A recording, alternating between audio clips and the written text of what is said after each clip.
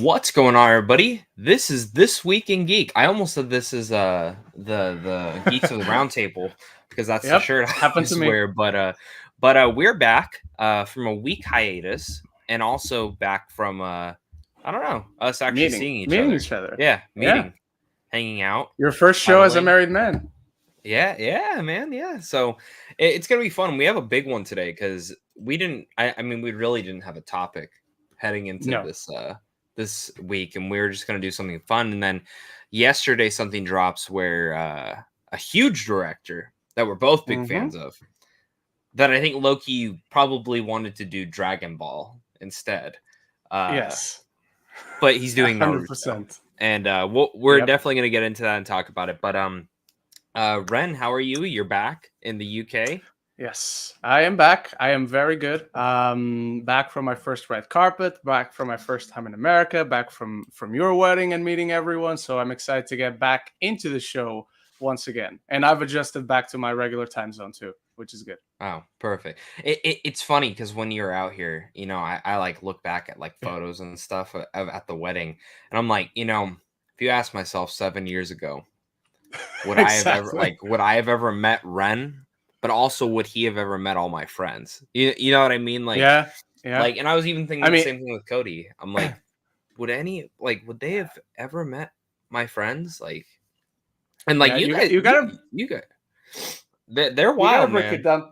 They are, but you gotta break it down to the point of you and I only ever connected because we were so apart from everyone else on Thor Ragnarok. If I had loved it, or if you had loved it, like who knows if everything would have happened.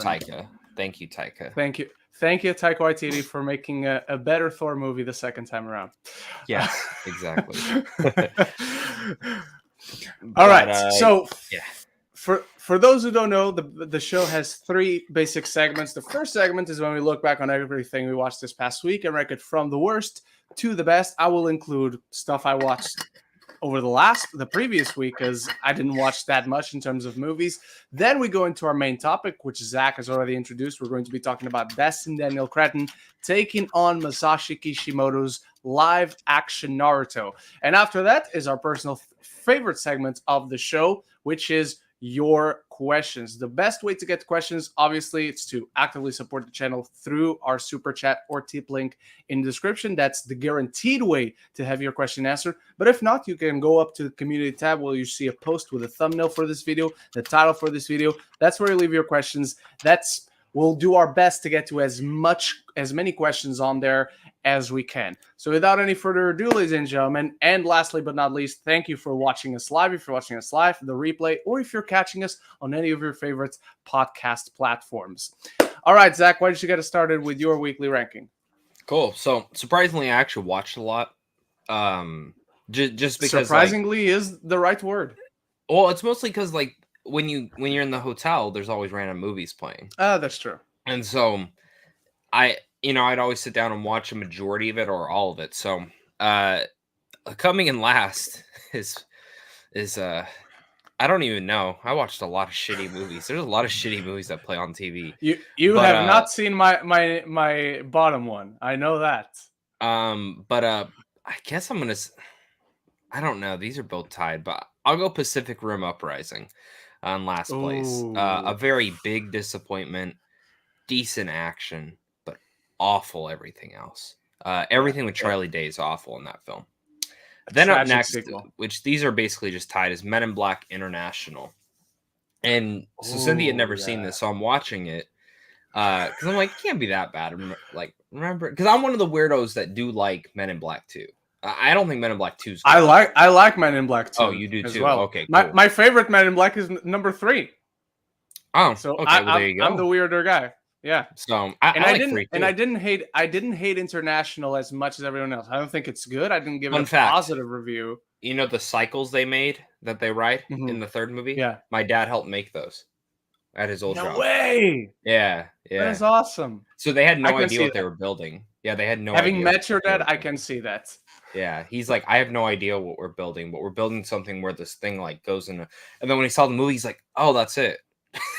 And did he know for what he was building those? He knew what movie it was for. Yeah. Okay. He just had no idea what it was like Interesting. used for. Okay. He just thought it looked like That's a giant gear and that it was just gonna go like on a wall. So but yeah, Men in Black International. Fun fact: my wife thought Kumail Nanjiani's alien was cute. Like she walks in, she goes, "Oh, he's so cute." I'm like, he is. Okay, I can see that. Yeah. Up next is Shallow Hal. Another movie that played on TV. Definitely not a movie that is would not get made today. No, not even close. It's very weird watching it. Like, definitely, like if you asked me today, like would Jack Black take that role? I'd probably say no. Not for like what it is, but like also like it just doesn't seem like a role that he would want to take nowadays. Same with Gwyneth Paltrow. I don't think she would take that role. Yeah. And then up next, everything after this I've basically liked. So up next we have Bridesmaids. I think this movie's hilarious. Nice. The whole wedding dress trying on scene is like the funniest thing I've like ever watched. So there's that. Then after that, it is Freaky. I love this movie. Oh, nice.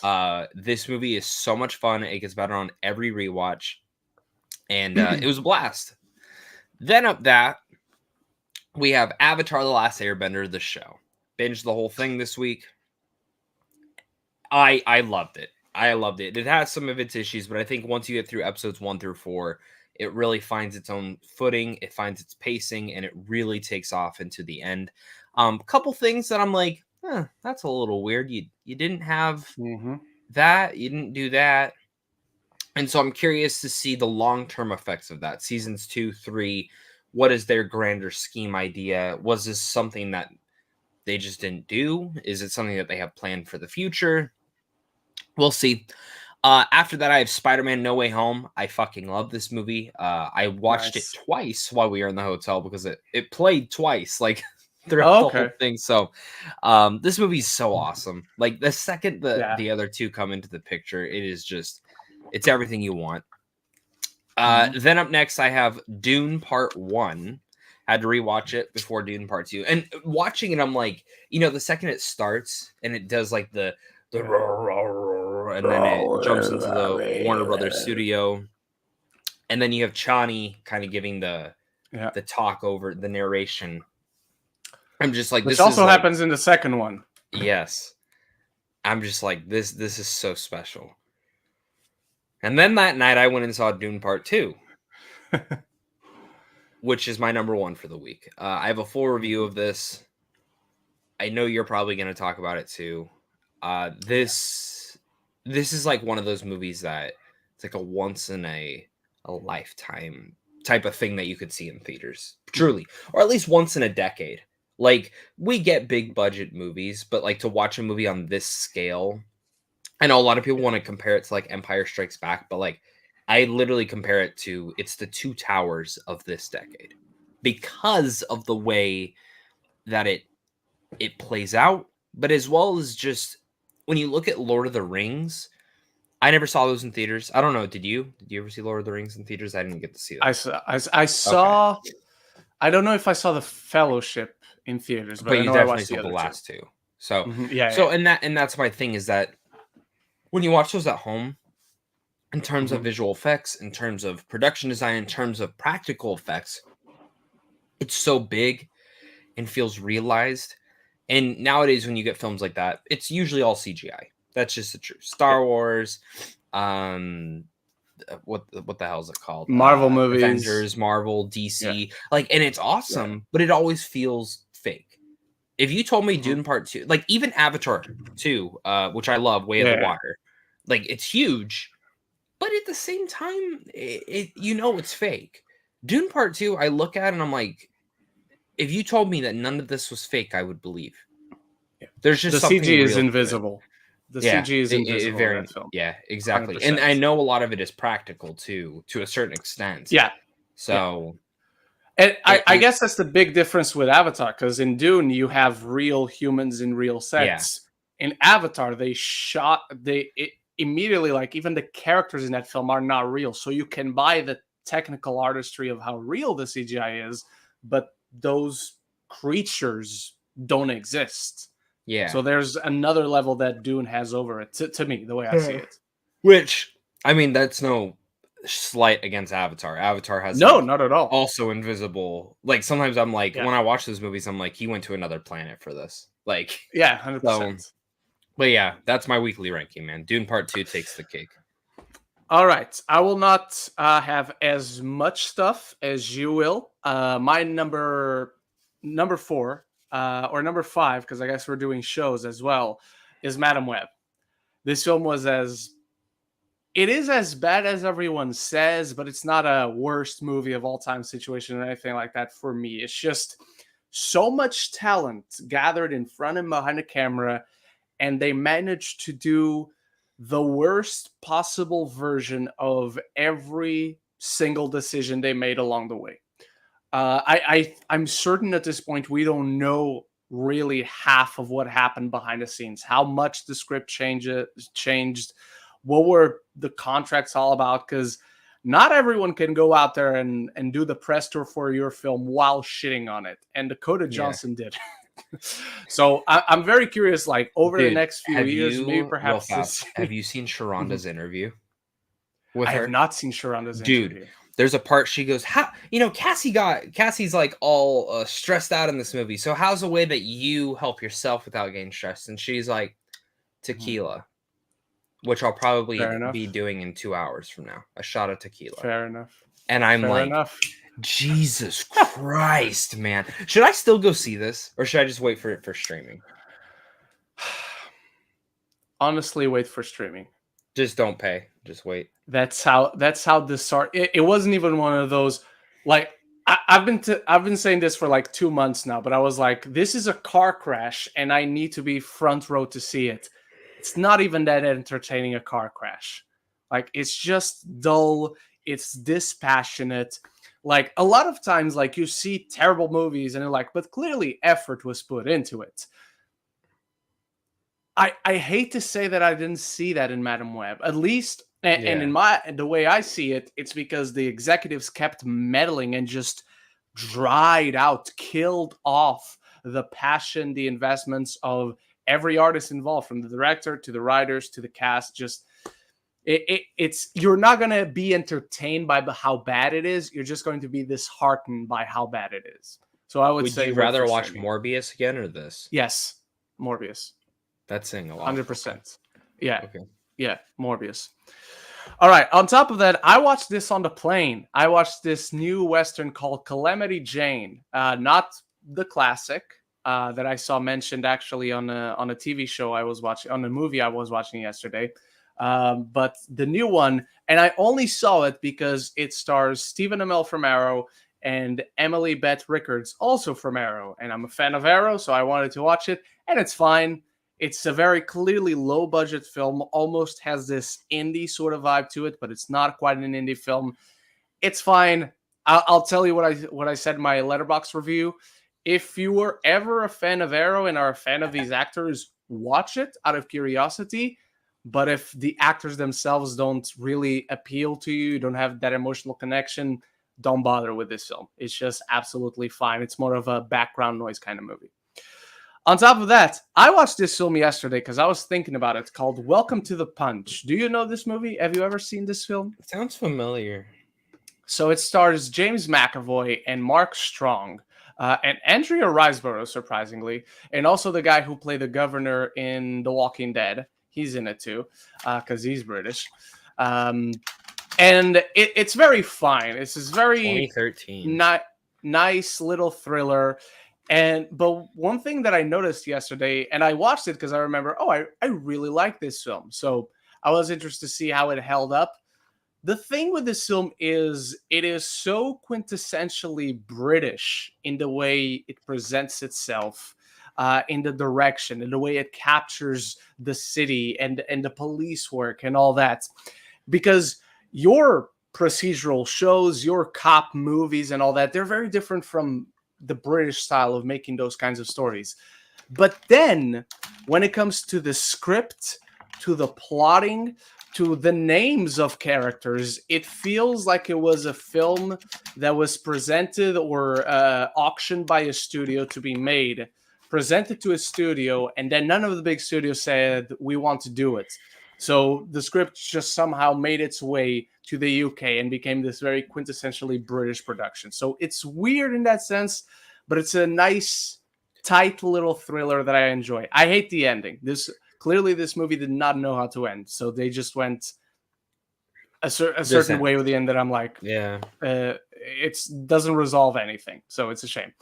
On top of that, I'm going to have live action Avatar: The Last Airbender. I don't think I like the show quite as much as you, but we do have a few questions about it, so I'm sure we'll talk about it later on the show. Really like it. Has some really strong elements. When the show is at its best, it's what I said in my review. I also have a full review for it. It works best when it tries to do its own thing, when it tries to adapt to this new medium, to an 8-episode structure, and all that. It struggles in the beginning because of some integral changes, and it doesn't properly adapt to those changes. And that's a big shame. It doesn't completely destroy the show. Far from it. I really like it. I think it's very strong. And it shows that they can only go up from here. And the number one, Dune Part 2. Like you said, it's the kind of once in a lifetime, once in a decade. And we've got it twice in a decade at this point because it's Part 2.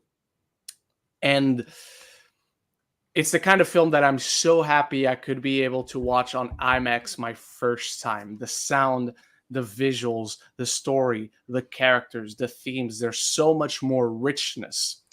But also what I said in my review, what I said in my out of the theater reaction, I hope you guys are enjoying those because I'm going to start being more regular with them. This is very much more Dune. If you didn't care for the first one, which I disagree with, but if you didn't care for the first one, I don't know that this is the one that like turns you around and you go, oh, now I get it. Now I love it. At the same time, though, if you were one of the people coming out of Dune Part 1 saying that was all set up, this couldn't be any more of a payoff in any regard. Like it resolves every single plot thread from the previous one while introducing new plot threads and resolving those ones as well. So in every way, it's fantastic. I've already booked my tickets to go see it opening day. I cannot wait to see this again. Go book your tickets for Dune if you haven't yet. And even if you didn't like the first one, give it a shot. What do I know? I'm the crazy guy who likes Thor: Love and Thunder a lot. I see it again tomorrow. So I see Tenet seeing today, it again tomorrow? the re-release, and then they're doing a fan screening, like a fan page screening on tomorrow. So I'm gonna go to that too. We don't get those. We don't get those. That's why America's better. In certain ways. All right, everyone. From then, let's go into your weekly rankings in the live chat. And we're going to start with Deminis and Scott. Supergirl Season 1, Justice League War World. I'm not a big fan of that one. Number 3, The Marvels. Number 2, Chicago Med, Fire and PD. And number 1, Madam Web. There's a first time for everything. I think this is the first and last time we see Madam Web at someone's number 1. But I'm glad you enjoyed it, Deminis, Scott. GOP, number 5, Madam Web. Number 4, Anyone But You. Number 3, Mean Girls. And someone else is also in love with Renee Rapp, which I get. Number 2, Avatar: The Last Airbender 2024. Mixed bag, he says. But number 1, Avatar: The Last Airbender Books 2 and 3, Earth and Fire. I definitely agree with that. That should be number 1. And I need to start my rewatch of that series before season 2 I just finished book out. 1 a couple days before I started the screener. So, all right. How does it hold up? Oh, it's great. But I mean, book 1 compared to the last 2, it's like it's much more kiddie. Yeah, which is fine. But book 2 and 3 are like, holy shit. Yeah, for sure. Monthly ranking by Eric Thorpe. 15, Echo. Number 14, Matt, above Echo. I don't agree. I think there's much more competence. Especially episode 5. Episode 5 is like the best one. Actual good writing in Echo. Echo has his plenty share of bad writing, but not as bad. Oh, wait, no. Episode 5 is the finale. No, it's...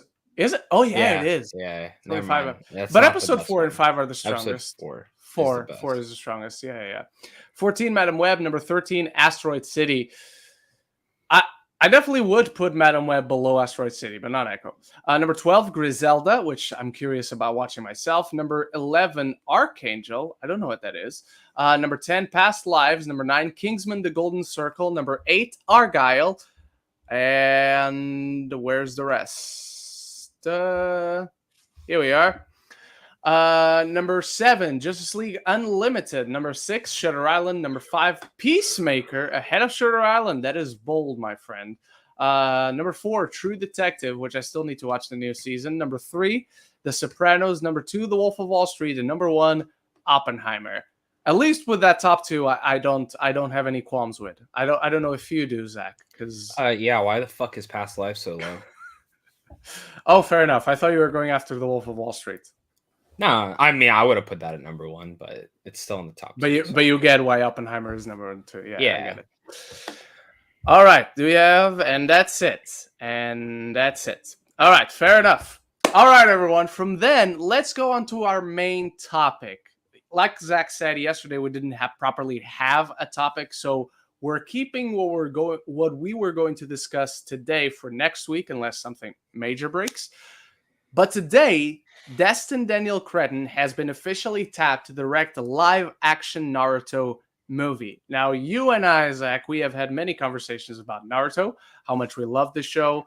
It's one of our favorite animes of all time. There he is. There they are. I picked one of those up. I don't remember which one, but I picked one of them up. And I want to get your thoughts on just, even before you get to Destin Daniel Cretton, the idea of a live-action Naruto movie. Does that excite you? Does that worry you? A little bit of column A, a little bit of column B. How are you feeling on principle about this? So Naruto is my favorite anime of all time, which is funny because number I'm wearing one, One Piece. It's my favorite of all time, which is funny because I'm wearing a fucking One Piece shirt. So my mind this morning when I was grabbing my shirt was, oh, we're doing the other topic. And yeah. And then as I sat down, I'm like, oh, I forgot I meant to grab my Naruto hoodie instead. But so Naruto, you were wearing your Naruto hoodie when we went to the mall. Week, I was there. Yeah. 2 weeks ago at this point. Yeah, Naruto and Naruto Shippuden are my favorite anime. I fucking love them. I love the characters. Even though Dragon Ball's the thing that got me into anime, like when it comes down to the shows and things, it's just Naruto's like the one that I'll watch whenever. I love watching, and I remember the first vivid memory of watching it was Gaara versus Lee, and that was me too. Whole thing. First off, Gaara became like instantly one of my favorite characters ever. Yeah. And then they just fucking did nothing with him after that. But Rock Lee was awesome too. And I'm like, this is great. And you tell me, first off, they've been trying to make this live action movie forever. The original director for this, the guy who made 50-50, The Greatest Showman, Long Shot. No, well so I guess there's one more in between. The original one was Jonathan Levine. He was writing and directing. Then he dropped off. Then Greatest Showman came in. Didn't really like that, but he was going to be using Jonathan Levine's script, which I thought, you know what, Jonathan Levine as a scriptwriter, that actually might not be too bad. But now you seem like Destin's taking part of this. So, couple thoughts. One, where's Shang-Chi 2? That's my number one thought. But two, a movie can work. It just depends on how you adapt it. I was talking to a couple friends who are huge Naruto fans, and the way that they were kind of summing up to me was like, they think it could be a trilogy of movies. You obviously have to change a lot. You got to probably change the age of the structure. And basically what you do is you take the concept of Naruto, you take the concept of the characters and the world they live in, but you're not going to flesh it all out. You have to make your own story within there as well with those characters, but you adapt certain things. So he's like, if I were doing the first movie, Orochimaru would be the main villain of that first film. I was like, oh, that's not too bad. Then the second, and then at the very end, bring in the Akatsuki and introduce Itachi, all that stuff, like right at the end. Tease that. Second movie go in, Itachi's like basically the main villain of it all. You have the Akatsuki. It's basically about defeating them. You introduce Itachi, and then you can probably make Pain the main villain of that one after Itachi does his fucking thing. Then right at the end, Toby is basically introduced with hints of Madara, and then do the third film as Madara and Toby. And I'm like, okay, that's not that bad, because basically, like, in kind of what you've said, once you get to the end of Shippuden, like, it just kind of gets weird, and they probably should have ended it around Madara. Yeah, I mean, you can go all the way to, you can go for as long as Shippuden goes. Just don't introduce Kaguya is my thing. Like, they should have just kept Madara as the final villain before, Naruto and Sasuke. And I would say you can maybe start the Great Ninja War with the, like, right after Orochimaru. Like, Orochimaru is kind of like change up certain things and say he's the start of it. I don't know. There's a lot of things, and I think you could make that work. I think I wouldn't mind if it was completely changed like that, even being a fan, as long as the characters are done right. And characters are given the time of day. Because also you need that whole thing between Naruto and Sasuke, that fight. You need, so it is going to be very interesting. I would prefer a show. I'd prefer it going on a Max or I guess Netflix, but I'd actually like to see like HBO touch into anime like adaptations. I think that would be kind of unique to see. Like, can you imagine like if they were to do Death Note on HBO? I think that would be like pretty fucking cool, in my opinion. But it could work. Yeah. But that's my opinion. I love Destin. I think he's an incredible writer and director. Shang-Chi 2's finale just instantly said, please do a live action anime, because it basically was. I want to ask you though, is Michael B. Jordan in Naruto? Because that's his second favorite anime of all time. He's done, what, 2 movies with Destin, I think, at this point? That's true. Has he done 2? I know he did Just Mercy. He did Just Mercy. Another one? I'm trying to think. So Destin Daniel Cretton, he did Just Mercy, he did Shang-Chi. Oh, sorry, no, he did Just Mercy. He's only done Shang-Chi, Just Mercy, and Short-Term 12. That's it. So does Brie Larson show up? That's right. Does as Tsunade? Yeah. Yeah, that would be the only thing I see her fitting in, but they probably want to go with a Japanese person, or at least an Asian Which person. It's been rumored for a while they want the guy who played Zuko in Avatar to be in this. So I'd buy him as Sasuke. I don't know. That's what I thought. Not you Naruto, start writing the movie, you start pre-production, you go into production. I don't know if he gets like too old, if he goes through that age where Caleb? Was it Caleb on Twitter that said it? Kakashi is probably going to be played by the Death Dealer, the guy who played the Death Dealer. No, Caleb said that we're gonna get Simu Liu as Kakashi. I said, I hope not, because he's literally the right age, but he looks a little bit youngish to play a Kakashi. I would go with a John Cho for Kakashi, because he's 50, but we all hope we look as good at 50 as he does. So I would go for him. The guy who plays the Death Dealer, he's so good on camera. Like, I've never seen him act, to at least that I realize. But just looking at those pictures of him, of his work, I would buy him as Itachi myself. Yeah. What about who'd be really cool in here? Koji, Andrew Koji, is that his name? Is that Andrew Koji? Yeah. He would be a good Kakashi. I hadn't thought of him, but he'd be a good Obito. He'd be a really good fucking Obito. Yeah. I'm excited to see. I'm excited to see the casting, because like Jiraiya is an interesting character. Gaara, like, I know a lot of these will probably be newcomers, but Destin can get that out of them, and we know he can do action too. So I'm not mad about this. I wish it was a show, but like, I understand why you do it as a movie. So let's see. I have complicated thoughts on this, because on the principle of Naruto live action, I'm already not really excited about that, but how are you going to do it? From there, they're going to make a movie. I don't think it works as a movie. It's one of those IPs, for lack of a better term, and I don't like calling these things. Do you think Dragon Ball could work as a movie? I think it can work better as a movie, because... So, you got Naruto Shippuden, but they're literally the same thing.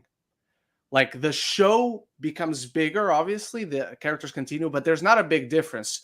Dragon Ball to Dragon Ball Z, one it's is a vastly different. story. Yeah, one is a story about this young boy learning the value of martial arts and being passed on certain philosophies for life, for fighting, for bettering yourself from his mentor. And Dragon Ball Z fucking becomes a space opera in the first episode where it's like, oh, you're not from Earth, you're an alien, and you come from a race of conquerors who are themselves running away from an even bigger, more merciless conqueror, aka Space Hitler, aka Frieza, who, by the way, should be played by Austin Butler. In live action. 1000%. By the way, just refresh my mind from the original Dragon Ball. He doesn't know anything about the tale or like understand anything of that. He knows he like in the first arc, he discovers that he's the giant ape who killed his grandpa. Because the whole thing is this first episode is this giant monster came from the moon and killed my grandpa.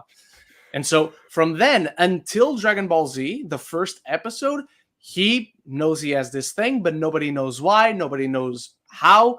And then the first episode of Dragon Ball Z, it's like, hey, everyone, I have my son. And suddenly his brother shows up and it's like, oh, yeah, we're from space. We're aliens. Suddenly the show shifts completely from being about martial arts and ground and all that.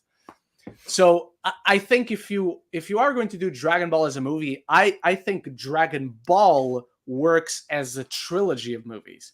I think Dragon Ball Z is impossible to do as a movie.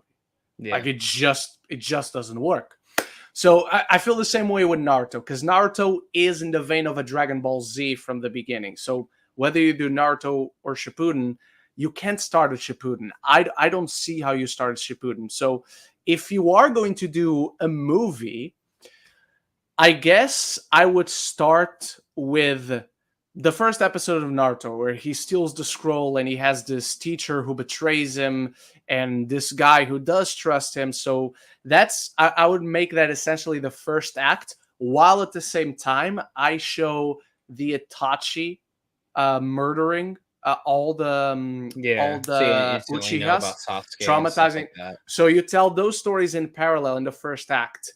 Bulk of the second act. And I'm not saying this makes for a great movie. This is just how I see them if you are going to do Naruto in a movie. Second act is the team getting together, Naruto being accepted in school, meeting Sasuke. Maybe you have the kiss, maybe you don't. I wouldn't take the kiss out, you cowards. And then you have the team bonding. Jutsu? Of course he does. Of course he does. He's a troublemaker. And then the third act, I would do Zabuza. And of course, introduce Zabuza in the second act, obviously, but that's how I would do it. You got Zabuza, and I don't remember the girl's name that's with him. I think it's Haku, the one with the mask. I think that's the best way, the most concise way to do something that is faithful to the world of Naruto.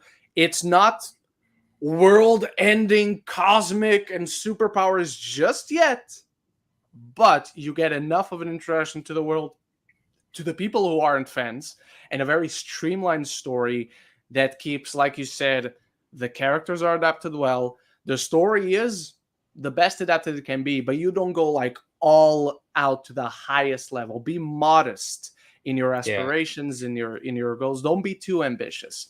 Did they say if Destin pitched it to them or if they came to Destin? I saw the creator was pretty happy with this. So yes, Masashi Kishimoto gave his blessing after watching Shang-Chi. I don't know that Destin pitched anything to them because, like you said, it has been in the works for a while. They had scripts, they had several directors. I didn't read anything about one way or the other, though. I didn't read that Destin came to them. I didn't hear them particularly saying, "Hey, we got this script," and he's going to write it. So for all I know, it's going to be something completely new. So I wonder if he goes back to back. I wonder if he goes and does Shang-Chi 2. Like, because he's doing Wonder Man right now. Because he's directing episodes of Wonder Man. Does Shang-Chi 2 later this year, early next year. Shang-Chi 2's done, then instantly jumps into Naruto. I would hope that because he dropped out of what was going to be Kang Dynasty, he now has Shang-Chi 2 there, and then he does Naruto. He doesn't do Naruto before Shang-Chi 2. I hope he doesn't. What year did Shang-Chi come out? It's feeling like 2021. 2021 is going to be 3 years this year. 3 years this year. It's mad. It's madness. So, but even so, I still have a problem with them doing a movie. When you put a Destin Daniel Cretton, I have better hopes. I don't think the movie will come out as bad as I think it would come out without Destin Daniel Cretton in it. But still, on principle, it's very, very tough. Like, if you tell me Cowboy Bebop, one of the greatest animes of all time, that's going to be a movie, I can see that working as a movie. The original show has only 25 episodes. Not to say they should adapt 25 episodes into 2 hours, but you can cut around it enough to streamline it to make a good 2 hours and 20-minute movie. Something like that. Naruto is a show with 500 episodes. Dragon Ball is a show with 700 episodes. Well, probably more now with Dragon Ball Super. As much as I'm not excited for it, Netflix doing My Hero Academia, they're doing it as a show. Like they are doing it as a show. Yeah, that doesn't fill me with confidence. But if you're going to adapt something, you're still doing a show, that's better on principle than doing a movie. That gives me more was confidence. Happening. Yeah, me too. I want to forget too, because again, I don't have confidence in it. I just think a show is a better approach. It is, and I got to be honest. Like after One Piece and Avatar, I'm actually not like. I mean, I don't prefer Avatar's not anime. But you get what I mean. I know animation. So yeah, Cowboy Bebop was great though. I loved Cowboy Bebop. I loved it. Well, besides the villain was fucking awful. They fucked that villain up. Yeah. They fucked Vicious up. That's true. That was my only issue with that show. I can't defend that only issue. With that. I have more issues, but that's the biggest one because I was like, oh, Spike is great, and Jet is great, and Faye is great, and then Vicious. It's and they got such a great actor. The actor was so well cast for it. Yeah. So yeah, it's a shame. Yeah. But yeah. So I don't know. I like those are generally our thoughts on the Naruto movie, Destin Daniel Cretton. Zach is a little bit more excited than me. I am much more of a cynical man right now. But let us know what you think. If you've seen Naruto, if you plan on watching this film, if you're excited, do you have any other like story approaches? Zach gave his idea. I gave mine. If you have any others, let us know down in the comments. I'm going to be honest. All right. I don't even think this happens. That's just me, though. Oh, you don't think it goes through? No, I don't. Oh. I think it eventually just becomes a show on like a live action show. But honestly, I feel like so many things get thrown into production. And since Naruto is such a big name and Destin's such a big name, I think this is like very early attachment. Like early attachment. Like if I would be shocked if he hasn't even started the damn script yet. So yeah. I don't think I so don't know. either. That's just my idea. I don't see it. We'll see. I would actually not mind if the movie gets. What studio's doing it? Do we know what studio's doing it? Lionsgate.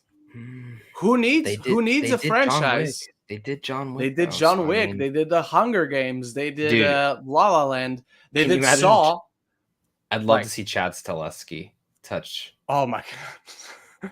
No matter what you think of the Saw franchise, and the thing is, Lionsgate is not the studio you think of when you think big blockbuster franchises.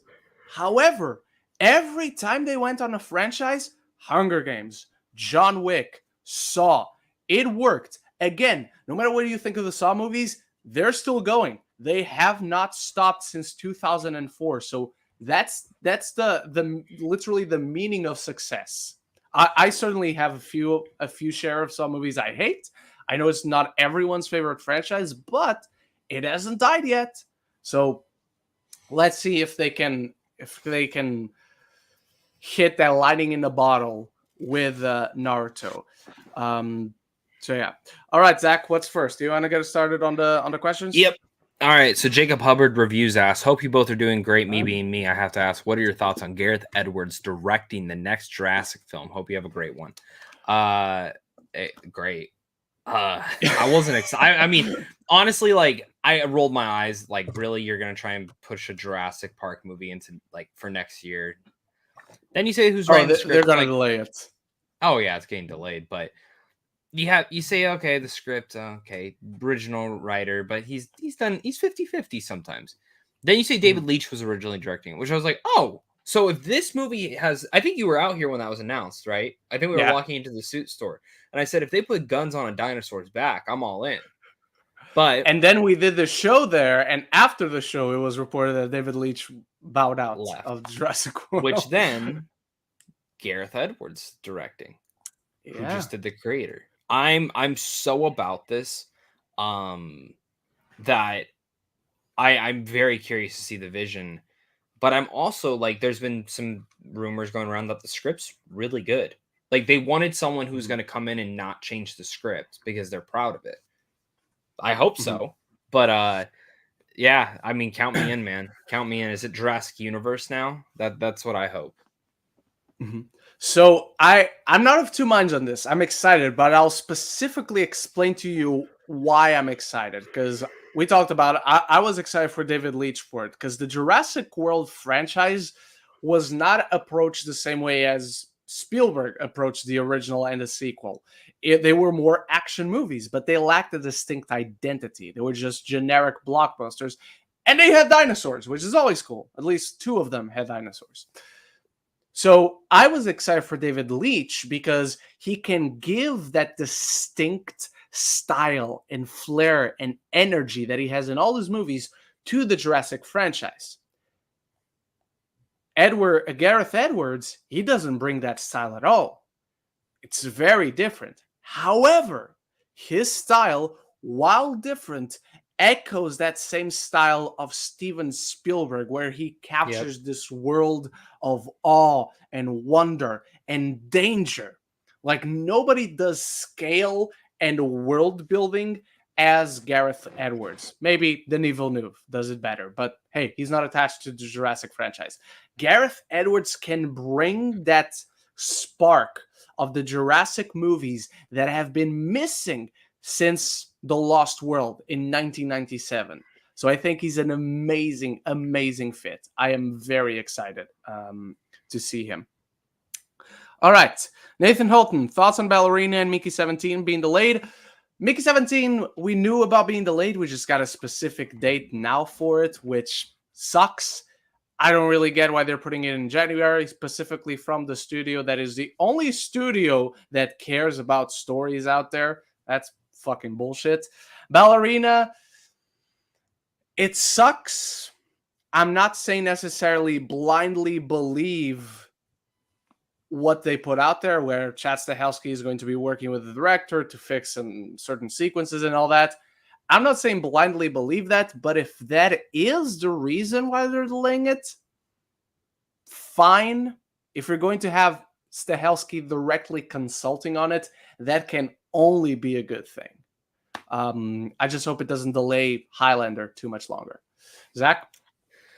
So Mickey 17, not shook. I have heard that maybe it's going to go into awards consideration at the end of the year. So limited release in December. The reason it's getting the January is because that's the only time IMAX theaters are available. So makes sense. That's what Bong Joon-ho wanted, was IMAX. But the film got delayed.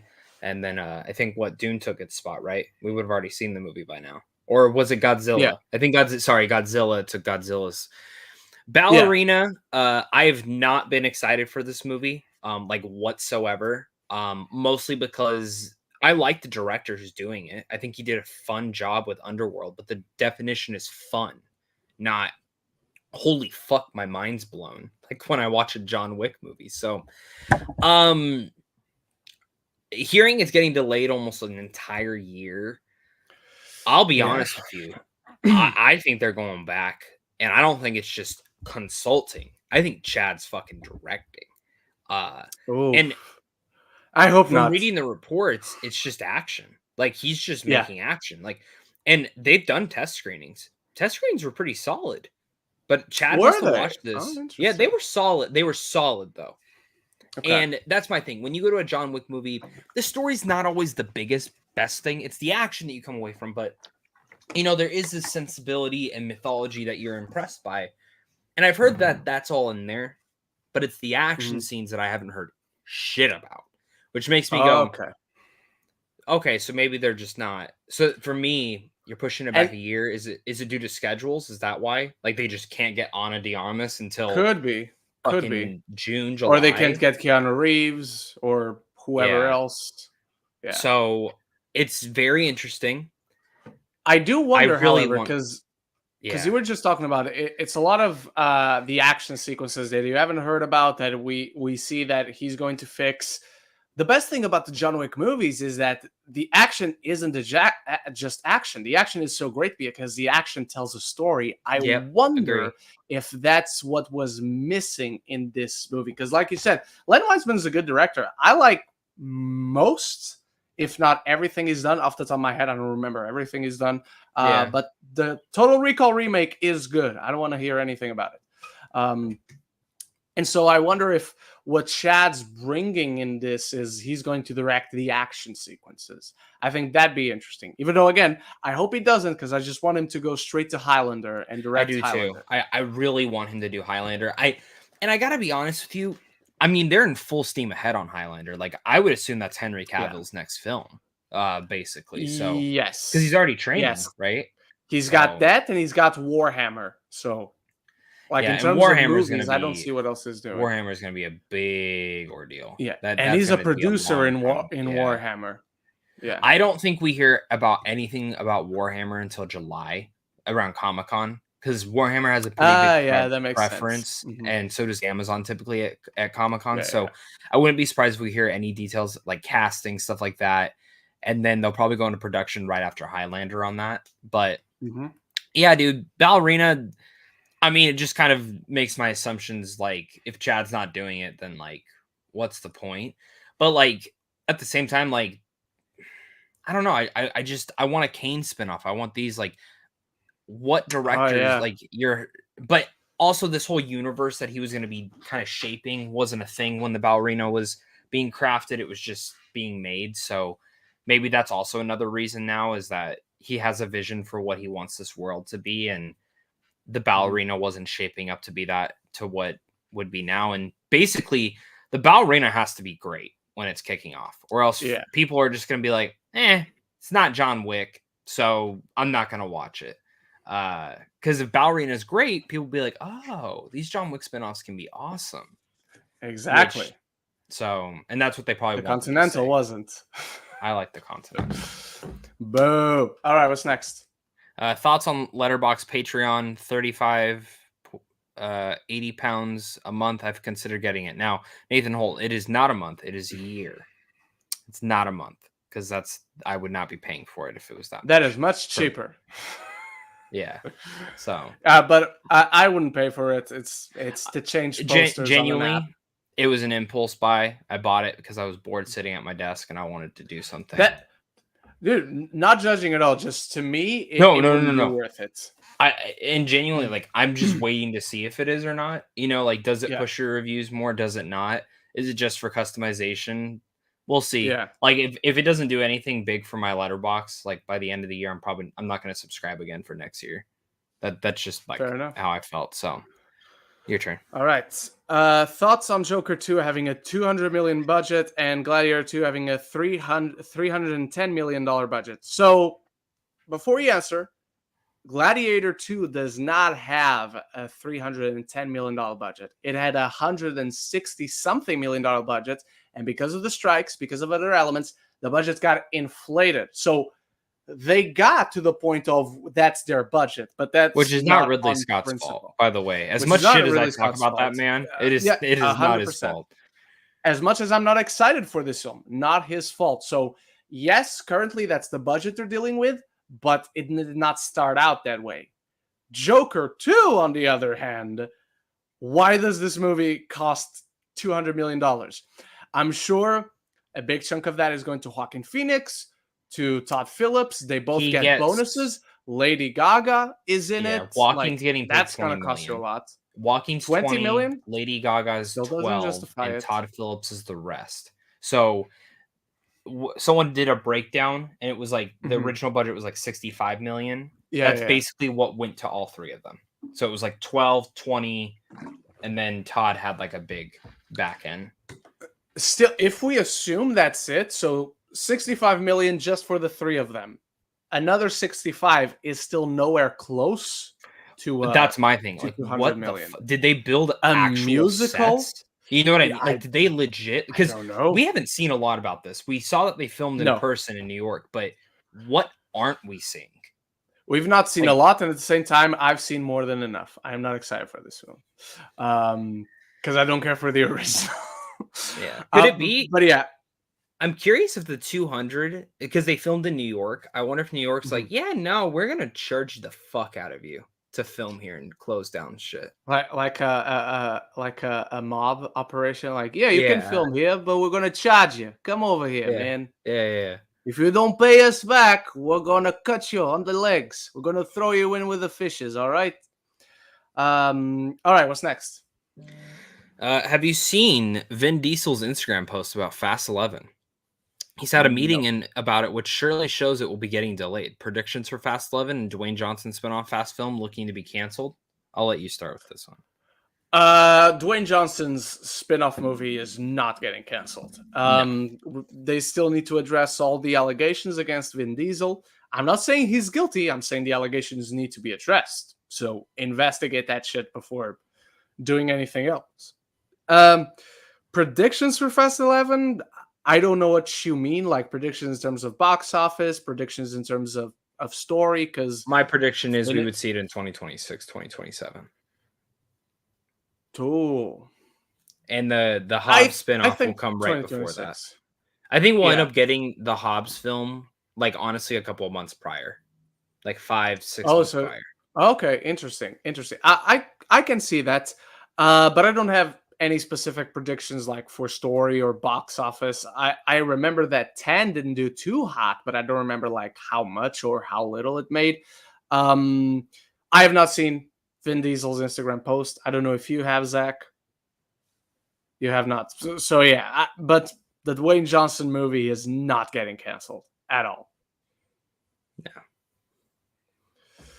All right, what are your thoughts? I don't know. I don't. I liked Fast 10 a lot. Yeah. I just.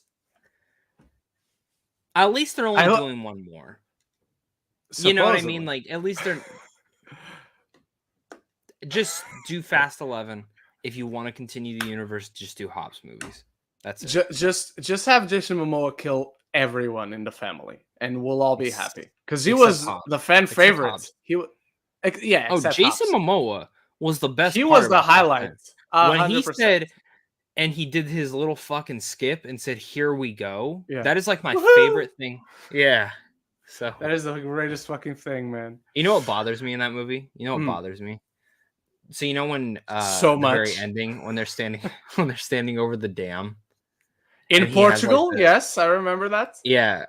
Well, did you ever recognize how like Jason Momoa's like beard and mustache goes from like Fast 10 to Aquaman? Like like you can tell it was a reshoot. Like 1,000. It's here. It's like it's trimmed. It's nice. He has a beard, but it's like and the other one just goes down like a fucking Viking. And then it's like a full goatee. Like yeah. I'm like, really? You guys couldn't. The continuity is fucking mad on that film. I love it. I loved it. It's amazing. So much. It's so fucking. All right. In a bad way. Nathan Holton, is Anya Taylor-Joy in Dune too much? We can't talk about it because embargo. I'm pissed they announced this. I do not know why the fuck they talked about it.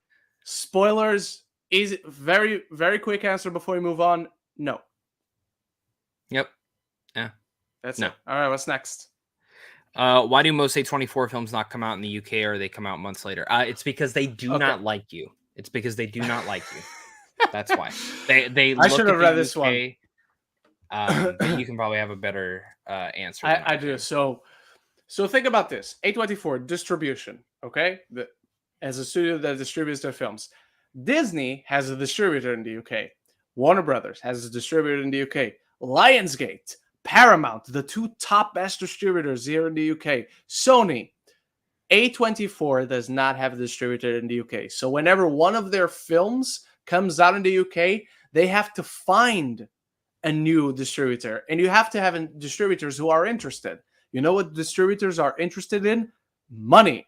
You know what A24 movies don't make a lot of? Money at the box office. You have exceptions, obviously. I'm not saying otherwise, but just look at the Iron Claw. The Iron Claw did really well in the States for an A24 movie. Everything Everywhere All at Once did very well in the States for an A24 movie. These movies don't make a lot of money. So distributors, they have to buy that film. They have to buy rights. They have to have contracts. They're not going to get their investment back. So whatever A24 asks for that film to be distributed, a lot of distributors are not going to meet that price up. They're going to try to take it down. And A24 is not going to agree to it. So that's why it takes a lot for A24 movies to be distributed here. However, Love Lies Bleeding, we have it in April. It's scheduled. It's not going to get moved away. All right, Zach, you couldn't answer this last one. Do you want to take the next one as well? The next one as well is for me, because you won't know the answer either. Nathan Holton, thoughts on the Cineworld Unlimited card? I recommend. I've had it since 2018. I have not stopped since. It's amazing. It's like the AMC A-list card, but it's better because you don't have a limit on how many movies you can watch a week. Yeah, you can watch. You're not going to an AMC. An AMC is ass. That's true. I went to my first AMC for Madam Web. I saw my first Nicole Kidman commercial in person for the They're first time. They're disgusting though, aren't they? They are. Yeah. Yes. They're the girl nasty. behind us would not shut the fuck up. Oh man, that's annoying. All right, Nathan Holton. Not a question, but I started watching anime movies. Which ones do you recommend? And recommend which your recommended films, and I'm loving them. Okay. Oh yeah, because we recommended anime movies. We recommended. Yeah. We said Your Name. We said The Boy and the Beast. We recommended a lot of them. I would go back and watch last week's episode personally. That's when we discussed it, right? Or not last week's, but yeah. So I would definitely go back and watch the last episode because we basically gave all. No, but I think when Nathan is saying that we recommended those movies to him, and now he's saying he's been watching them and he's loving them. Well, let us know. So I'm very happy you are. Yes, let us know your favorite one, please. Yeah. Okay, I'll read the next one. Nathan, thoughts on Justin Timberlake and Nickelback? I want to hear your thoughts first. Indifferent to Justin, and I don't get why Nickelback gets so much hate. I like Nickelback, but they're not like, oh my god, Nickelback is amazing. No, but I like them. They sing the kind of music I'm into. Like Justin Timberlake doesn't. We just grew a little bit closer because I like Nickelback too. So, my man. You can go up next, or I guess the next one's for me. Lady Aaron. First of all, Zach, congrats on getting married a couple weeks ago. How was the wedding overall? You got married? Yeah, I guess so, man. It's not like you were there or anything. No. If you and Cynthia went on it already, how was the honeymoon? Good and good. That's about it. So, your turn now. Since I know, Ren, that one of the places that you live in is London. Well, it's the one place I live in. I cannot be in two places at the same time, unfortunately. Unlike Madam Web, who suddenly can in the finale of her movie. But that's a conversation for another day. Did you get a glimpse as to who won at the BAFTAs last week? And if those thoughts on who won the awards? Nah, I don't pay attention to the BAFTAs. I really don't care. I know Oppenheimer won, the top prize they give out. That's it. But I don't really care too much about them. All right, Zach, what's next? I saw this on Twitter over a week. Apparently there's some discourse going on. Oh, fucking discourse on Twitter? What fucking world we living in? That is basically people going up against Emma Stone and saying that she doesn't need a second Oscar. What are your thoughts on this, and what do you side on the situation? I don't side on anything. I just think there's always discourse to be discourse. Everyone has their own fucking opinions. Lily Gladstone it's because of Lily Gladstone, who gave an amazing, incredible performance. And genuinely, like, if she won, I wouldn't be pissed. But for me, Emma Stone gave the best performance of last year. That's how it sometimes goes. Either one, whoever wins Oscar night, I'll be absolutely happy with. But I think people just need to grow up, personally. Like, it's fucking movies. Like, people make it like their end all be all, in my opinion. So yeah. So I agree with Zach. Emma Stone, to me, gave the better female lead performance of last year. Who wouldn't be mad if Lily Gladstone won? As far as the discourse itself, the discourse is that Emma Stone doesn't need a second Oscar. The Oscars are not about needing. They have never been. Lily Gladstone also doesn't need an Oscar, and she shouldn't win the Oscar because she needs it. She should win the Oscar because she earns it. Everyone else that's nominated for any category, none of them need an Oscar. Everyone who wins the Oscar this year or any year should win it because they've earned it because of the nominated performance, not because they need it. That's bullshit. Yeah. It's the easiest way to put it. Mm-hmm. Simplest way to put it. Yeah. Oh, hang on. Lady Aaron, you got it? Okay. You have only 5 movie scores to choose from and listen to for the rest of your life, while every other score is erased from existence. Which 5 scores are you picking to listen to? Ooh, me and Cynthia were actually talking about this. So my number 1 is the Indiana Jones theme, 1000%. I would need that. Like, you could put that to any point of your life and be totally fine. Then you have Star Wars, John Williams. That fucking score is great. Then I'm gonna go Babylon. I legitimately could never lose that score. I mean, if you were to host a party, you'd need that score. Yeah. Next, it's Toy Story. I love Randy Newman's score for the first film. I think it's absolutely excellent. And then number 5, that's where I kind of got stuck on. I didn't know. So maybe Spider-Verse, just because I'm a little bit biased towards that right now. Okay, nice. I think what Daniel did with that film was just so special and unique. But then I'm missing a Ludwig score and a Hans Zimmer score. So like then I'm a little sad about that, because Dune Part 2's Hans Zimmer score is incredible. Shit, and then when you look back at Inception's score is incredible. So it's tough. But what about you? La La Land, Man of Steel. It's a very important score to me, the Man of Steel score. So there's a Hans Zimmer.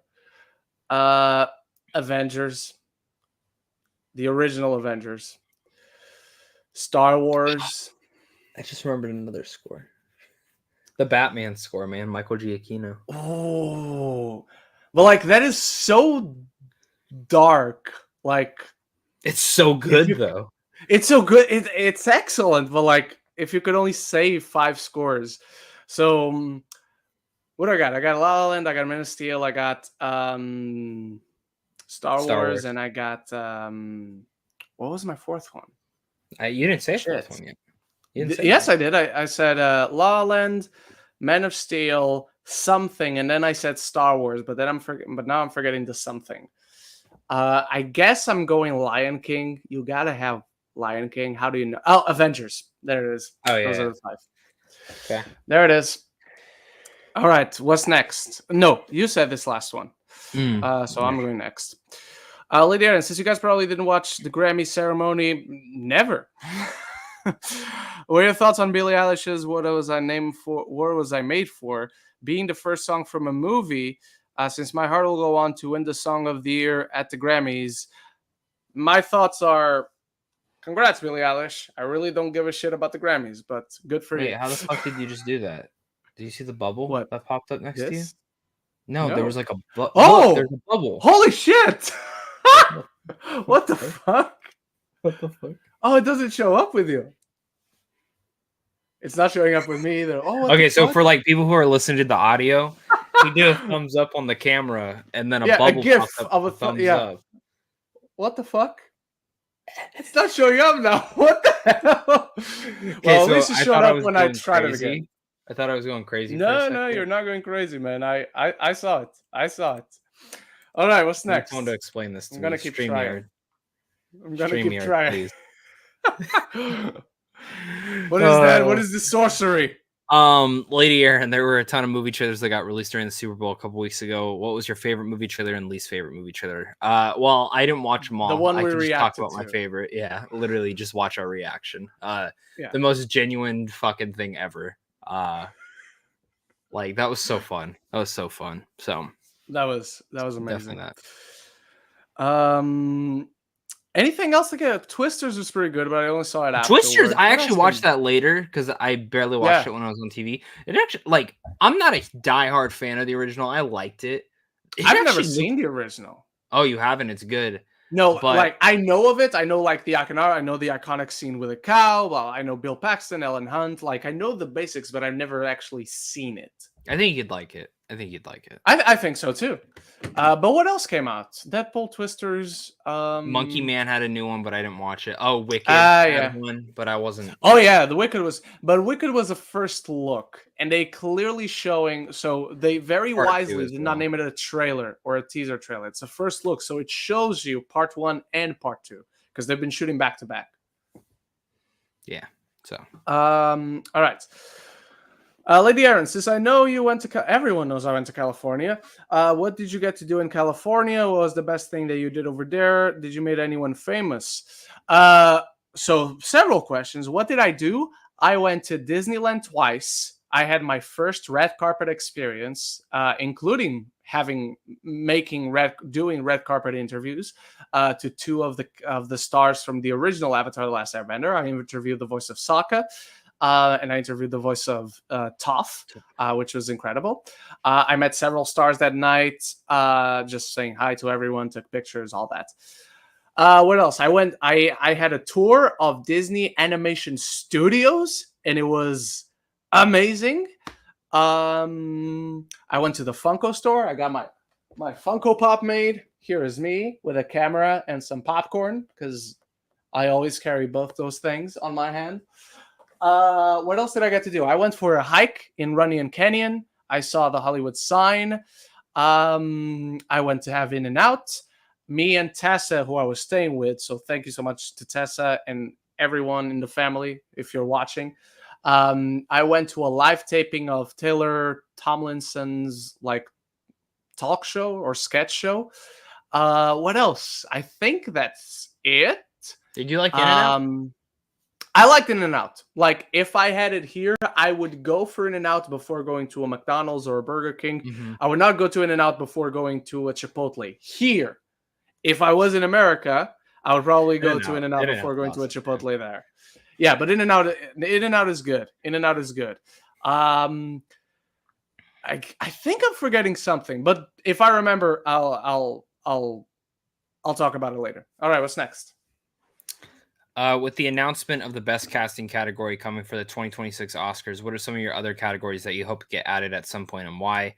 We've said it. Best stunts. That should best stunts. And it helps because if you do best stunts, you can put popular movies in there. That's how you celebrate popular movies as well, because a lot of popular movies have stunt work. It's a win-win. But I don't want the category to be that. I don't either. But that's how you do get other bigger name films in there. Like John Wick should be in there. Can you imagine if they had stunts this year and John Wick didn't get nominated? Yeah, I mean, I was already shocked that John Wick didn't get nominated for cinematography or sound design, but yeah, that's nothing new. But yeah, stunts and casting are the two. I don't see anything else that I would give a category. I could see voice acting. Off the top. I could see voice acting eventually, but see, I don't want voice acting because that should just be performance. If you're gonna nominate any voice performance, it should just be performance, lead performance, supporting performance.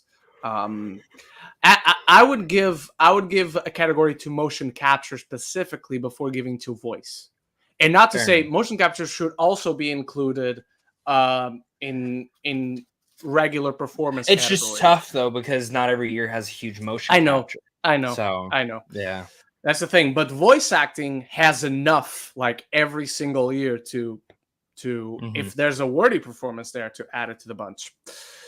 Thoughts on Barbie movie getting the concert treatment at the Hollywood Bowl later this year? Because of this, do you think we would get a Broadway version of Barbie? Whether because of this or not, I could see us getting a Broadway version of Barbie. I don't have any thoughts about Barbie going to the Hollywood Bowl because I won't be able to go see it, unfortunately. But I passed by the Hollywood Bowl several times while I was in California. I didn't actually see the bowl itself, but sounds amazing to everyone there. Good luck with traffic. What's next? Lady Aaron, will you ever come back to the U.S. in the future, Ren? No. And also, Ren, if you had more time in the U.S., which U.S. state would you be willing to come back to and visit? Why? Just Arizona for me. Just Arizona, yeah, exactly. Yeah, that's it. Hopefully, yes, I'll come back. It just depends on financing. SuperChats. We'll Go get back. him back to the United Super States. If you give him enough money to come back to the United States, he will personally come visit you. Don't say that. Hey, if someone gives you $1,000 in a super chat, it took me 7 years to go visit you. So let's not go that way. If someone paid you, random person on the internet, I would rather have everyone become channel members and gather enough money to go to cons on states, and you guys go to the cons, go to the panels, and we have panels on Comic Cons and all that, and we meet everyone. I agree with this. So let's say going forward, we are not going to answer any of your more than 2 questions unless you become a channel member. I'm being serious about this. Starting next week. No, I am. How much? What's the lowest tier on your? No. I'm trying to sell this, man. I'm trying to sell this. What's the lowest tier? How much is it? I think it's $1. Because I think I have $1, $2, what's $5. The second? Do you have a $5 tier? I think I have a $5 tier. That's a cup of coffee. Skip your fucking cup of coffee. Your fucking coffee is expensive, dude. Donate it to me. Yeah. You don't need caffeine. Caffeine is good for you, but it's bad for you as well. Let me see. Actually, I can't find my tiers easily, so I'm just not gonna do it. All right. But seriously, I'm being honest. Like I'm about to start fucking starting this shit. So yeah, we'll go. And the more super chats we get, the more channel members, the more around the world we'll go. So I'll go to the States. Zach will come here. We'll both go to Australia to meet Dave Lee down under. So yeah. I'll go to Alaska, which is in the United States. Patrick Burrow as well. Which other states? I gotta go to New York City, like New York City and Florida, because there's also Disney World in there. And I'll visit James and Colorado to visit Leo, because I am halfway through our little group chat. I have met 3 people in the group chat. Well, we're 7, but I'm the 7th, so I'm only left to meet Leo, James, and Manda. And if I get to TIFF this year, there's already another one of them knocked out. So I'm making my way through everyone in the chat. Oh, Ozzy. You haven't met Ozzy either. Oh, I haven't met Ozzy. That's right. But if you meet James, he's in the same state. So yeah, exactly. If I go to Florida, James and Ozzy at the same time. And then I'll go to Arizona, and we'll both go to Colorado. There you go. I've met Leo. You met Tessa, and I've met you. So. And Leo has met Amanda and Tessa's. No, we're tied. I'm tied with you because you've met 3 people. I've met 3 people. Okay. Well, you met yourself, so yeah, we're still tied. Yeah, I can't do that. And you met yourself. So yeah. All right. It's your turn. Lady Aaron, since this was announced with the Nintendo Direct Partner Showcase a few days ago, thoughts on Epic Mickey finally getting some love and attention by getting the remake treatment for the Switch, and it comes out later this year. First off, have you ever played Epic Mickey?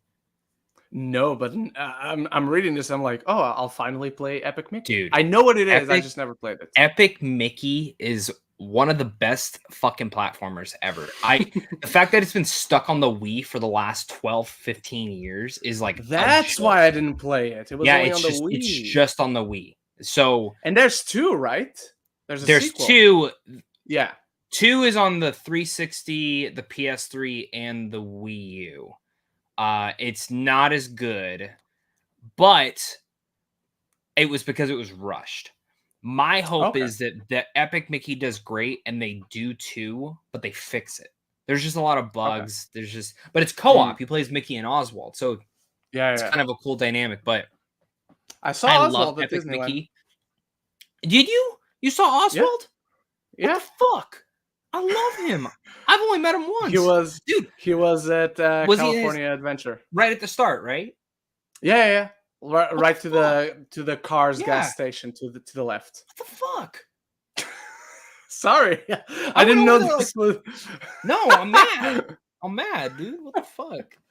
I saw Oswald. I saw Genie. I took a picture of Doctor Strange. I high-fived Spider-Man. I saw the Dora Milaje. I saw Sam Wilson, Captain America. I saw Shang-Chi. I heard Tony Stark. You saw him? I didn't see them. That's cool. Yeah, I saw them. What else? I met Woody and I don't know who else.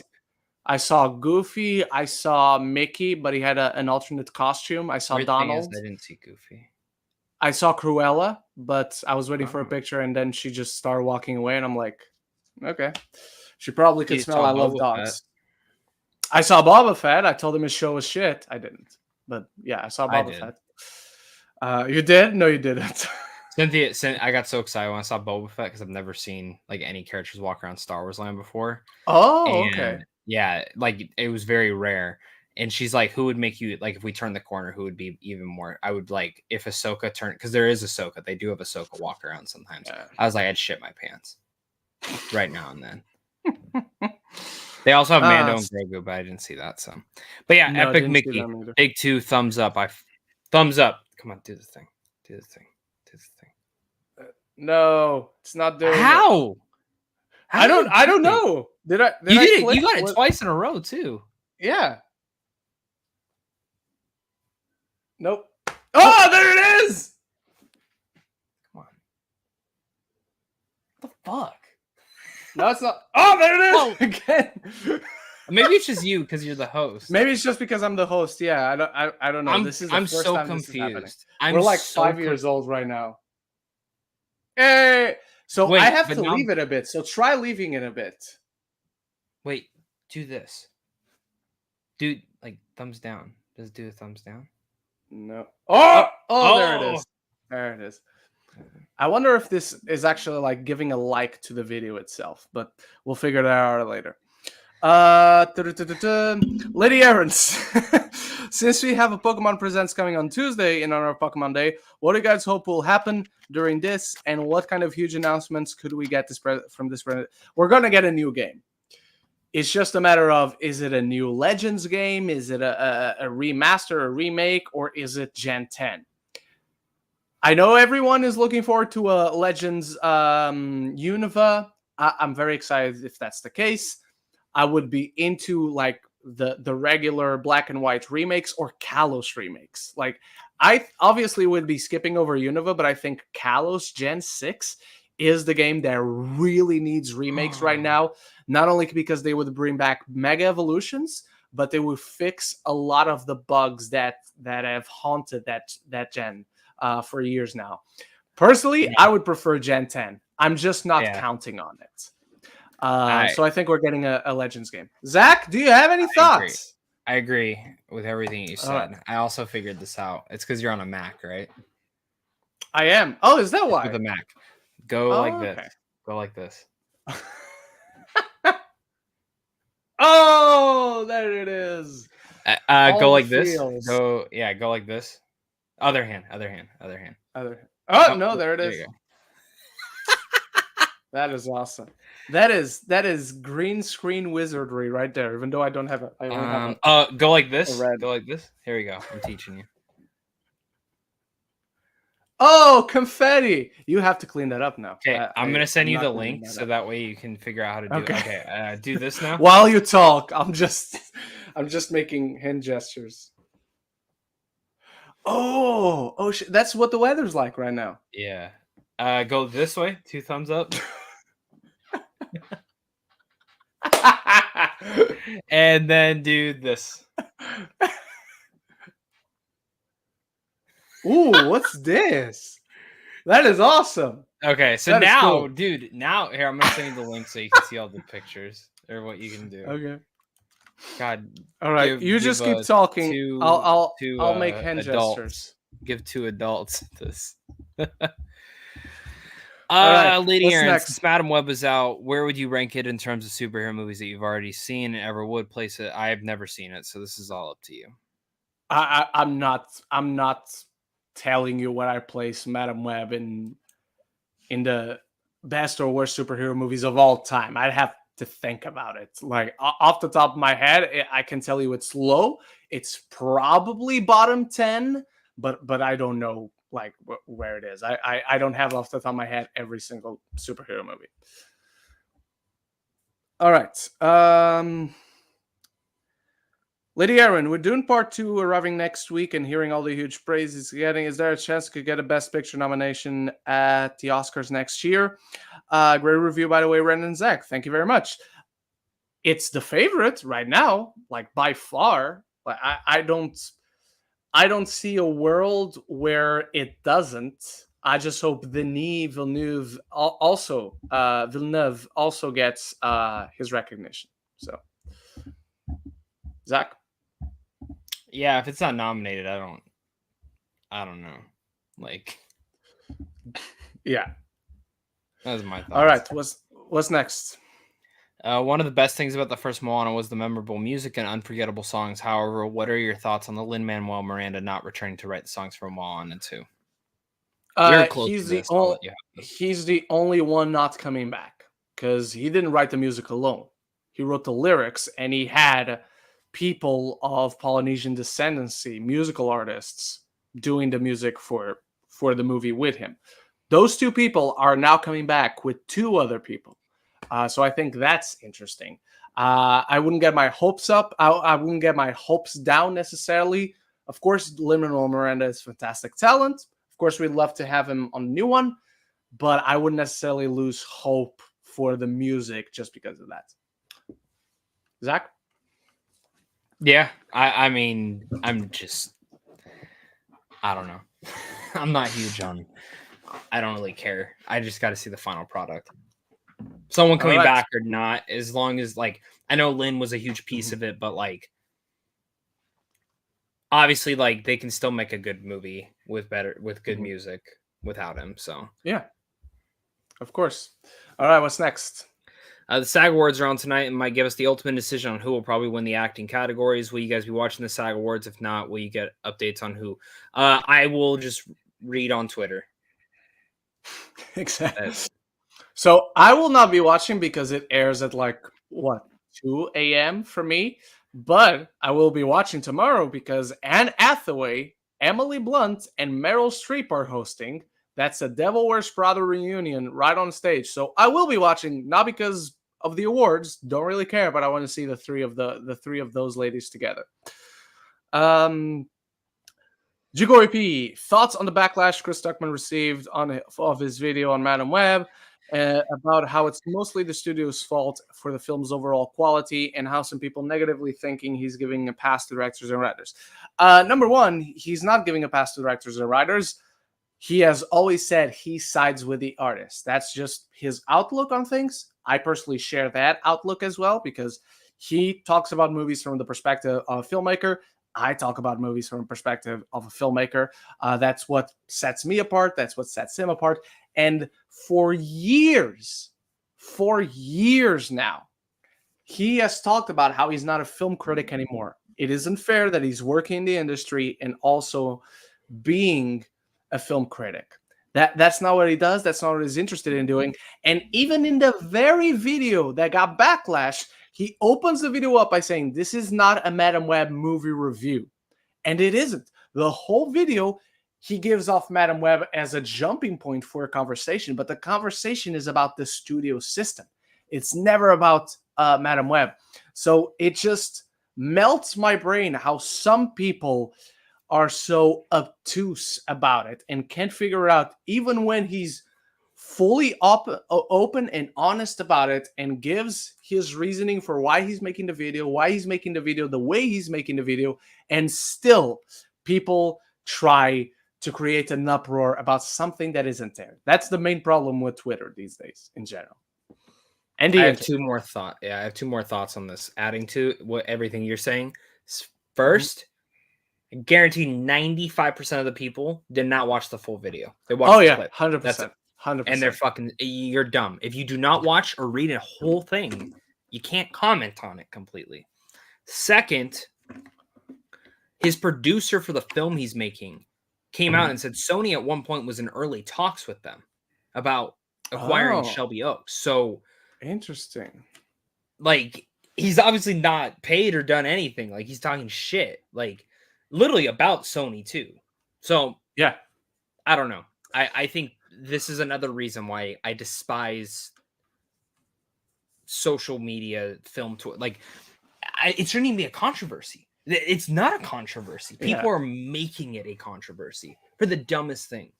So, all right, what's next? Who's a director you feel is perfect example of style over substance? Someone who can capture the visuals down, but when it comes down to the story, they need work. For me, it's a cliche to say Zack Snyder, but Gareth Edwards is another one. I definitely don't agree with Gareth Edwards to the point where I'd even argue the opposite, where he's a lot of substance but no style. Because his Godzilla, it's very much a Godzilla movie, like standard to what we've seen in other Godzilla movies. Star Wars, it's the Star Wars style.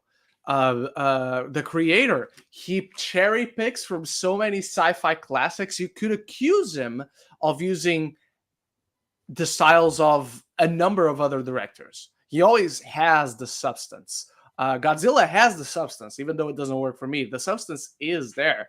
Rogue One, the same. One of the greatest Darth Vader scenes of all time. The creator, incredible scenes that are ripped right out of Star Wars, of The Last of Us, of Lone Wolf and Cub, classic tales like that. I have a director that go for it. Michael Bay.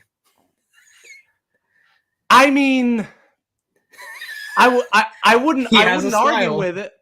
I wouldn't exactly. He has a style, man. He's an American auteur, for better or worse. I don't know that I'd put him in this category only because he is not going for substance most of the time. The one time he went for substance was with Pain and Gain, and it fucking worked. Oh, well, no, you're right. But in Pearl Harbor, it didn't work. I love Pain and Gain. Pain and Gain is my favorite film. Pain and Gain is great. Pain and Gain is amazing. Secret Soldiers of Benghazi, it's great. So, there are exceptions, but I agree with you. I totally agree with you. Other directors that are style over substance. So I think this man has made really good movies, some of them with substance, but overall, J.J. Abrams is very much a style over substance guy in terms of his storytelling sensibilities. So yeah, good question though. Good question. Lady Aaron, with the Oscars coming up in a couple of weeks, will we have a This Week in Geek episode? Nah, probably not. We don't like talking. We're only doing today, so it wasn't awkward. Yeah, exactly. We had to come back at least one more time after meeting each other. But we will do a predictions on This Week in Geek right before the Oscars. I think so. It's probably better than to do a separate live stream. So it would probably work better if we just do a show and the main topic is just going for discussing those predictions right the day before the Oscars too. Yeah. All right. What's next? Jacoby, what would you guys say were the best and worst changes in Avatar: The Last Airbender live action series? Are we allowed to talk spoilers? Because mine's spoilers. Let me put a spoiler flag up just while we talk about this. Okay. We don't have a spoiler flag. Interesting. You have a bunch of cool gifts. We have a bunch of cool gifts. I'll give you the thumbs up to talk about Avatar. Here we go. Go for it. Okay. So my biggest, and I don't even think it's well, I guess I have a couple. So indifferent change right now is the fact that Aang doesn't do any water bending throughout the entire first season. He doesn't learn any water bending. Yeah, he doesn't learn at all. Like I think it's very weird. Yeah, but I have to see the whole picture. What does season 2, what does season 3 have? I might watch the entire series and be like, oh, it makes sense why they didn't have him do it in book 1. As of right now, I'm indifferent to it. The worst change, though, is everything they did in Omashu. Am I saying it right? Omashu? Mm-hmm. Everything they did in Omashu, I do not think was as good as the original show. I think mixing Jet and Boomy's storyline, and even with the Lover's Tunnel, all this stuff just didn't intersect well for me. I felt like there was another episode that should have been in there. Alongside even with the Kyoshi Warriors. It felt like you could have had 2 episodes there and another episode in Omashu, because then you're trying to mix Jet's storyline in there. And for the most part, I understand why you're doing this, because in the original, Sokka and Katara do nothing when Aang's with Boomy. Like, they literally do fucking nothing. And you want to give them something to do. But I think there could have been more interesting things.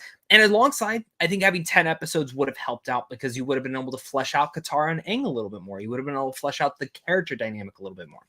Best change, bringing forward some of Zuko's storyline and bringing forward some of the flashbacks with them and Uncle Iroh. That was some of the most best stuff that you could have had in the entire show. Now that you get to work with knowing the full knowledge of books 1, 2, and 3, as well as the comics and novels that they've done, you can touch into those things and bring them in here to add character development and world building.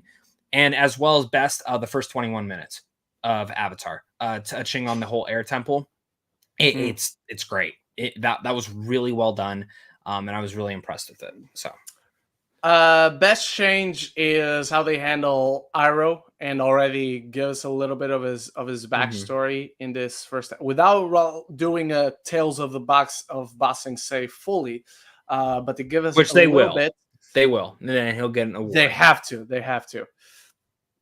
Another one is just in general. I said the biggest strength of the show is when it does its own thing. And when the show is its own thing, that's the best change.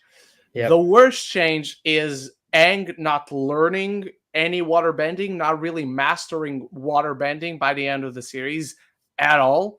I don't think that works. Also, in the first episode, he doesn't run away from the air temple. He goes out just to get his mind off things, and then he decides to come back, and he's hit by the wave. I don't think that works when the rest of the show still has him dealing with his guilt. Yeah, I don't think that. Were you ever frustrated watching it when you're like, Aang, just say something, like just say it, like bitch, like I got fucking frozen, because the rest of the show he's still dealing with the same guilt he's dealing in the animated series, but his running away was not the same thing. So that sense of guilt isn't as powerful, which is why a good change is the conversation he has with Gyatso in the spirit world, and he's trying to save Katara and Sokka. By the way, the whole spirit world that's a great moment. Incredible. I thought that was the best episode of the entire that series. Episode is so good. So everything good. They did with is it Koi? The Koi? Is that the demon? Spirit? K-O-H. Yeah. Yeah. Another terrible change I found is how quickly Aang learns about everything that has to do with being the Avatar. So how quickly he goes into the Avatar state. At the end of the first fucking episode, are you joking? The second episode, he literally transforms into Kyoshi. I know that happens in the original, but the way they handle it in the series, or does he turn into Kyoshi? No, he transforms into Kyoshi. He later meets with Roku when he goes to the Fire Nation. But yeah, those two, not learning waterbending, immediately into Avatar state, literally transforming into other avatars. I really hope that's not like a thing. But yeah, those are the worst changes for me, 100%. All right, what's next? What are some movies that you recommend, but a close family member or friend completely disagree with you on, or still just didn't have interest in seeing it? Barbie is a big one. A lot of my family and friends just do not give a shit to watch it. Hereditary. I mean, that's my wife hates that movie, so I mean, La La Land for me. Yeah. When I first showed my folks La La Land, they did not care for it. Yeah, my heart was broken. Same. Thoughts on Disney no longer continuing Disney Movie Club? Possibilities of Sony taking over all physical media for Disney. So I have heard of the Disney Movie Club, but it wasn't like a thing here. Let me just quickly answer the second question. Possibilities of Sony taking over? It's not a possibility. It's happening. So Disney is giving to Sony all their physical media distribution. Yeah. I was never part of the movie club, but I had a lot of friends that were. A lot of exclusive stuff. That's the only way you could get the 2 Goofy movies on Blu-ray. It's just an example. Oh. So it's sad, but I'll say this. I think Disney would be dumb to not include this as a part of Disney Plus. Like if you have Disney Plus and you want to buy a Blu-ray of one of their movies or shows, that'd the way to do it. Like the Mandalorian Steelbooks, genuinely, they wouldn't have made more money from doing this. But an idea is, you have to be a Disney Plus subscriber if you want to have it. That gives incentive to own this because it also shows you're trying to preserve season 1 media too. So you do, dude. Oh, it was at fucking Walmart. I would have taken. Yeah, but it wouldn't work because of the different regions. Yeah, but I have Loki, I have Prey, I have season 2, I have WandaVision. I need to pick up WandaVision, but I have WandaVision, so I just need to find season 1. It's fine. I'm sure I can find it on Amazon. Okay. And then but yes, Zach Pope took me to the first. Zach took me to my first Walmart several times. Yeah. Yeah. Wedding prep stuff, man. Not a euphemism, by the way. Went to multiple. Never the same one. Never. Was it never the same one? I never took you to the same one. Oh, interesting. I thought at least because we went 3 or 4 times, and I thought at least twice we went to the same one. But no, okay, cool. Different ones every time, man. Jigo P, with Madam Web being a complete disaster, how would you guys execute it better? I'm going to give you a very simple answer. Take Madam Web out of the fucking movie. She's not doing anything there. Well, nobody's doing anything there, but the plot of the movie is bad guy has visions about 3 spider women killing him in the future. So he goes after them. What is Madam Web doing in this film? That is literally the plot of the movie. What is Madam Web doing there? She's not doing anything. Have this guy go after these girls, have them bond over the movie, give more time to that, have them gain their powers while running away from him, accident, they walk into, I don't know, Oscorp or something, and then they fight him in the end. Simples. Yeah, that's my fix. You can't fix Madam Web because you haven't seen it. No, I have a way I could fix it. Don't fucking make the movie. Don't make the fucking movie. That is truly the easy way out. Put all those assets towards making something else. Like Beyond the Spider-Verse. You could have released that this year. If you could have paid your animators better. Yeah, exactly. Give them better hours, give them more time. All right, Zach, last question is yours. What's next? Lady Aaron, this is my last question. I apologize for asking so many questions to 2 incredible people, but what are your thoughts on the rumors, or it's basically confirmation that Ryan Gosling will be performing I'm Just Ken at the Oscars? Will you be singing along with Ryan while he's singing it? I didn't think he was doing it. I thought it. Yeah, I've not heard a rumor. I've never heard a rumor. Yeah, I haven't heard anything on this. So me neither. I didn't know. But yeah. Okay, do a different one. I see Andrew Seif posted one, but we didn't get to talk about this. What are your thoughts on the concept art that came out for Batman Beyond animated movie? And do you think the movie will be released? If so, what would you be interested? I'll let you start. So the movie is not getting released. No.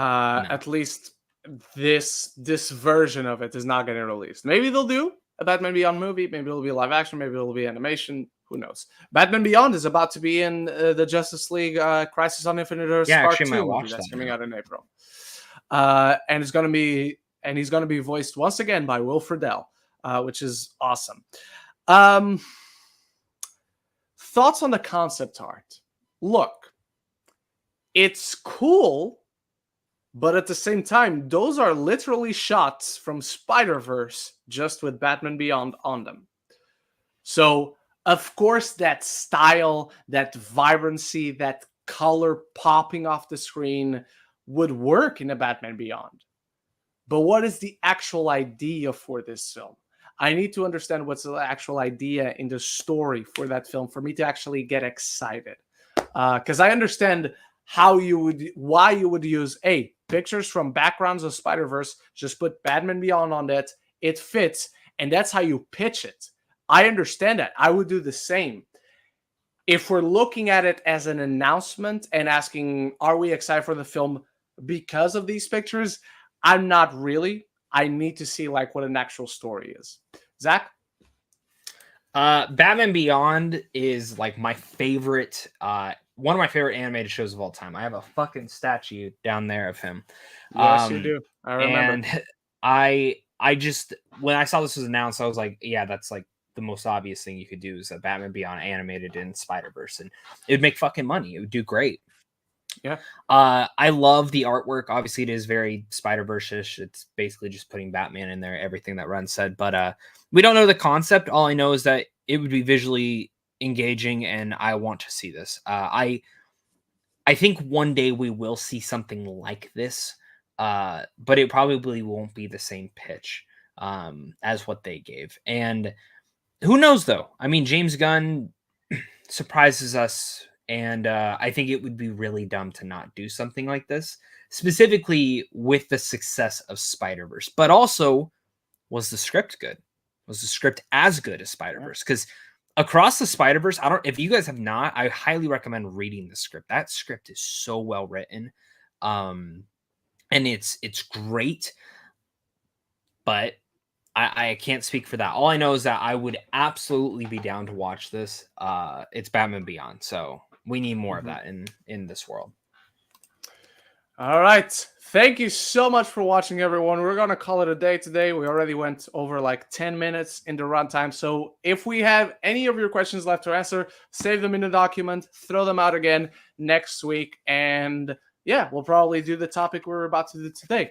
Thank you so much for watching, for joining us. Stay tuned for videos coming out this week. I don't know what Zach has cooking up. He doesn't know what I have cooking up, but we got videos coming out this week. I have my review of Shogun coming out on Monday, I believe, and it's out on Hulu for you guys, Disney Plus for me on Tuesday. And it's a great show.